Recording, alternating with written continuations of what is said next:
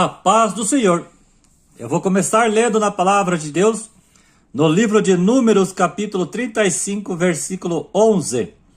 Escolhei para vós outras cidades que vos sirvam de refúgio, para que nelas se acolha o homicida que matar alguém involuntariamente. Deus mandou Moisés dizer a Israel que fundassem cidades de refúgio para oferecer asilo e um julgamento justo. Quantas cidades de refúgio foram e qual a finalidade dessas cidades de refúgio? Foram 6 cidades, Números 35, versículo 13.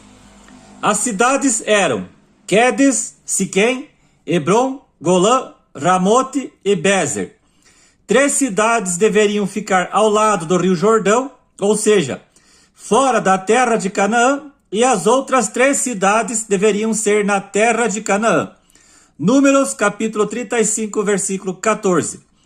A finalidade delas é para que quando alguém tirasse a vida de uma pessoa sem querer, ou seja, tirou a vida por acidente sem a intenção de matar, este seria mandado para uma das 6 cidades de refúgio, onde deveria permanecer lá até a morte do sumo sacerdote. Números capítulo 35, versículo 25. Depois da morte do sumo sacerdote, ele poderia ser solto. Talvez alguns presos morreram antes de serem soltos devido a terem morrido antes do sumo sacerdote. Nesse caso, é como se tivessem sido condenados à prisão perpétua.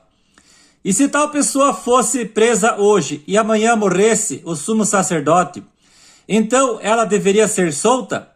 É o que diz o texto, é o que diz a lei. Nesse caso, o infrator ficou preso por um dia só. O tempo de anos preso dependia de quantos anos ainda viveria o sumo sacerdote após tal pessoa ter sido mandado para alguma cidade de refúgio. Caso o infrator fugisse de uma das cidades, então ele correria o risco de ser morto por algum familiar daquele a quem esse infrator cometeu assassinato sem querer. O vingador do sangue, ao encontrar o homicida, matá-lo-á. Números capítulo 35, versículo 19.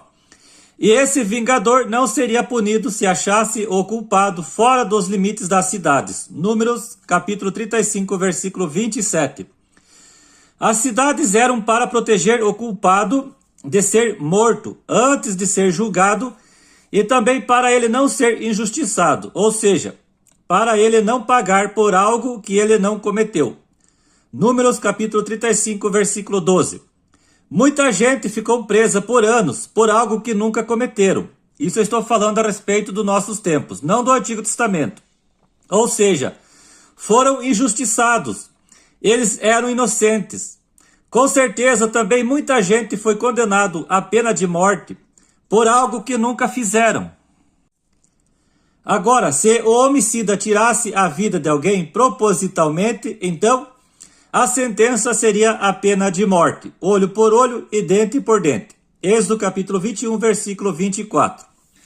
Todavia, se alguém ferir a outrem com instrumento de ferro, e este morrer é homicida, o homicida será morto. Números capítulo 35, versículo 16.